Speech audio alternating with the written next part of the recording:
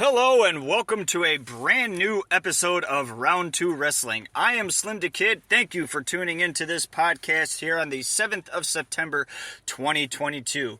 Too much is packed into this particular podcast, so we forewent the typical musical introduction and are going to jump right into this. And we are going to kick things off here on Round 2 Wrestling by taking a listen to the rumor mill. Santana Garrett, who was released by WWE as a wrestler last June, tweeted that she started working as a coach at the WWE Performance Center. According to Fightful Select, USA Network is incredibly happy with the changes within WWE and what it has meant for Monday Night Raw. On Wrestling Observer Radio, Dave Meltzer noted that Tony Khan isn't committed to anything in regards to the commentary team and changes his mind a lot. Bobby Fish's AEW contract won't be renewed when it expires, which is believed to be in October. The report comes from Fightful Select. Speculation is Fish may end up back with WWE in some capacity.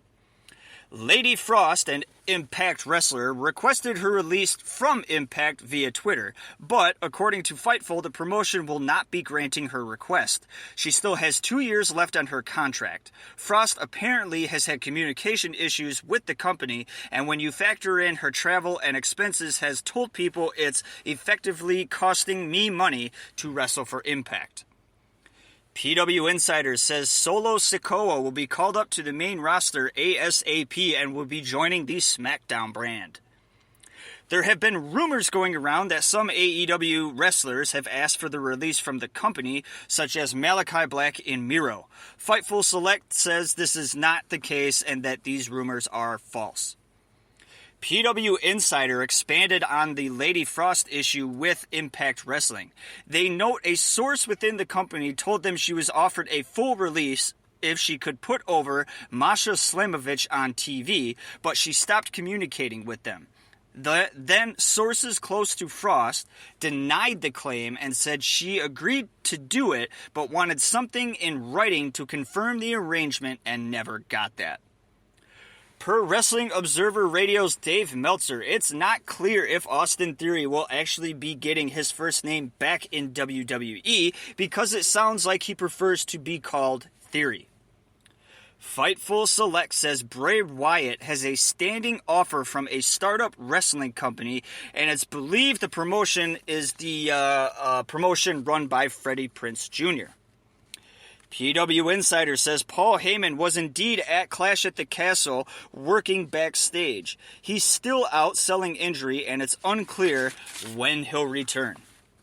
Fightful Select's latest on the fight after All Out says the chair thrown by Ace Steel knocked out or rocked Nick Jackson and left him marked up. Much more on this as we jump right into pro wrestling news.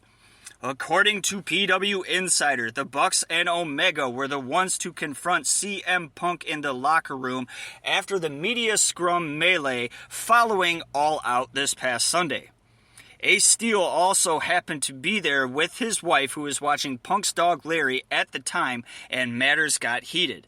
It's not confirmed who threw the first punch, but Steel physically got involved. Fightful Select later confirmed Steele's involvement in the fight as he cracked Nick Jackson with a chair and got in an altercation with Omega. A source from Fightful believes that Steel is lucky to not be in jail due to his actions, and one even said of the melee that security was breaking up a situation to save lives. Although the Street Profits have been unable to snag a WWE Tag Team title in a while, the duo dismissed rumors that they plan to split. In a backstage interview with Inside the Ropes during last weekend's Clash at the Castle, Montez Ford and Angelo Dawkins insisted they never considered ending their 6-year partnership. Prior to all the reported drama and backstage brawling following All Out and the media scrum, CM Punk defeated Jon Moxley for the AEW World Championship. There was some wrestling, actually. However, while Punk walked out of the ring as the victor, he did not do so in his own boots. I am wearing Danhausen's boots. It's a true story, Punk said during the media scrum. I assume it's like some sort of a reverse curse. I've had a real problem with footwear. I've been trying to find out what to wear, and that's real life. Danhausen said, do you want to try mine on? And I'm like, they're a size 10. And I put them on, and they just magically fit. This is a bit of good news to go along with this horrendous news coming out of AEW following All Out. And it is believed that CM Punk's tenure within AEW may be coming to an end because of what happened after All Out. So just a little bit of happiness, I guess, to throw in there. It was a bit of good news following All Out. And it was about the only good news that I could find following All Out.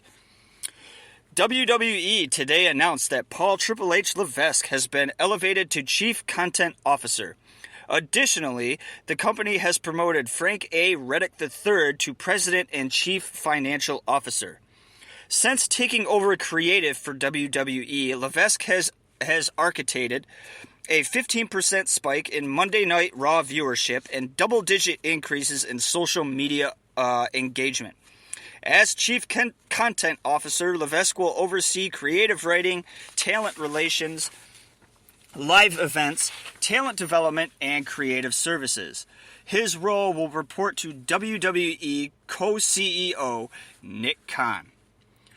All right, not a whole lot more news to talk about, but again, the big news is the fallout from All Out. You can't go on any sort of social media without coming across something. So I'm sure those of you in the wrestling world have your own opinions and have read your own articles and have come to your own conclusion. However, the real conclusion will be seen here on TV or will be reported directly from AEW when the time comes regarding CM Punk. The news has already come out that several wrestlers and other personnel within AEW have been suspended for an undisclosed amount of time, including Kenny Omega and the Young Bucks.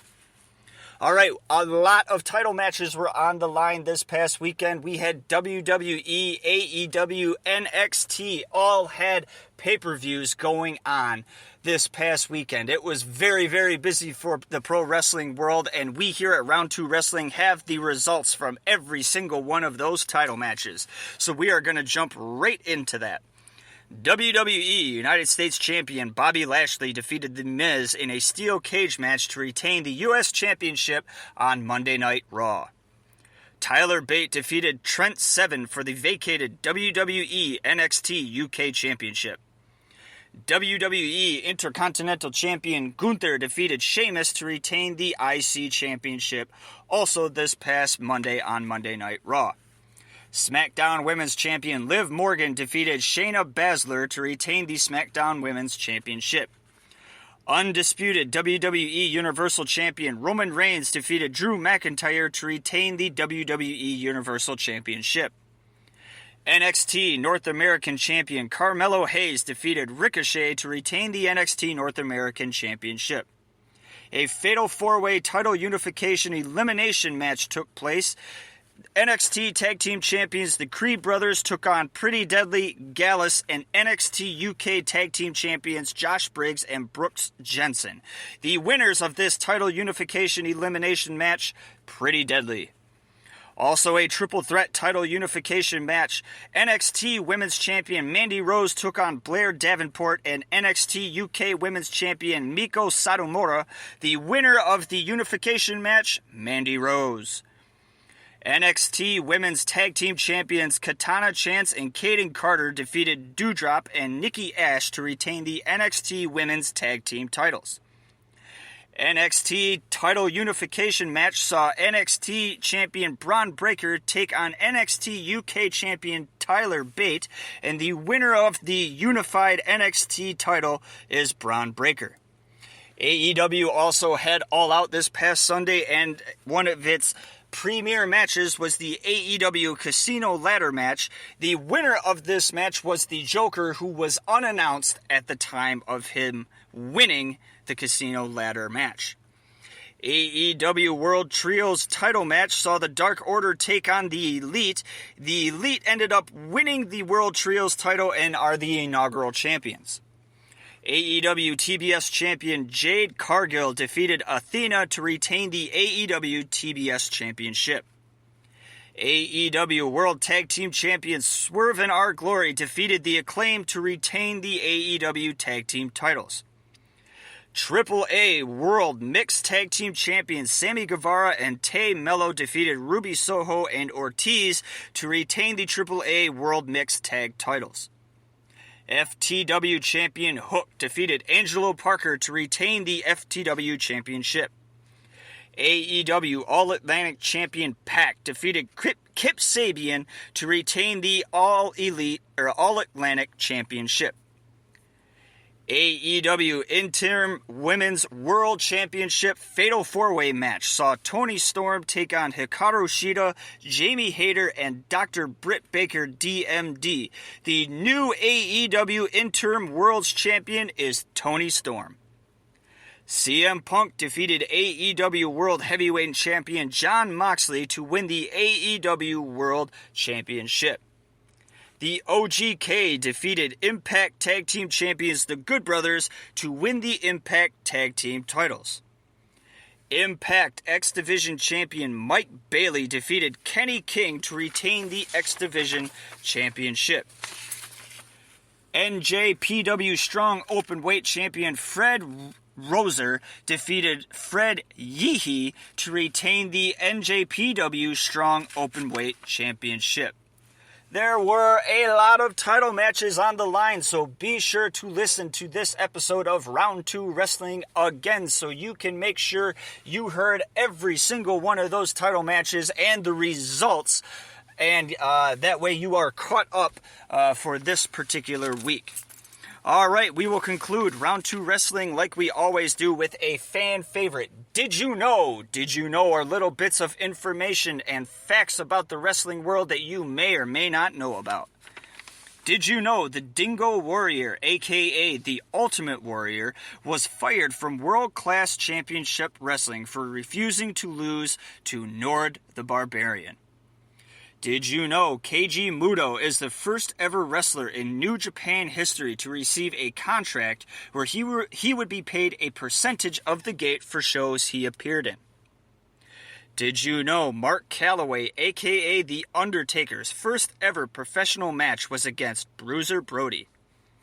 Did you know Stone Cold Steve Austin won a record 3 Royal Rumble matches? However, he never had a one-on-one match at the Rumble pay-per-view. Did you know Psycho Sid is the only wrestler to win world titles on both WWF Raw and WCW Nitro? Did you know after his failed Husky Harris gimmick and before his more successful Bray Wyatt gimmick, Wyndham Rotunda had the masked gimmick of Axel Mulligan in WWE Developmental? Did you know WWF/WWE programming has been on the USA Network in some shape or form since 1983? The very first WWF match on the USA Network was Tito Santana versus Rene Goulet. Did you know Vader appeared in the opening credits of WCW Monday Nitro, but never actually wrestled a match on that show? Did you know Mabel appeared in the original ECW as a member of the Full-Blooded Italians? Did you know William Regal had his first WWF tryout back in 1991, but wasn't signed to the company until 1998? Did you know Scott Raven Levy has an IQ of 143 and is a member of Mensa, which is a very exclusive society for highly intelligent individuals? Did you know Charlotte and Ric Flair, along with Vince and Stephanie McMahon, share the distinction of being father-daughter duos to win both WWE men's and women's world titles? Did you know Eddie Guerrero and Shane Douglas are the only 2 wrestlers to win the secondary titles in ECW, WCW, and WWF? Those titles include the ECW Television, the WCW United States, and WWE Intercontinental title. All right, this show was a bit long and we had a lot of information, so no music and no outro. I am Slim the Kid, and I personally want to thank you for tuning into this episode. Tune in next week for a brand new podcast.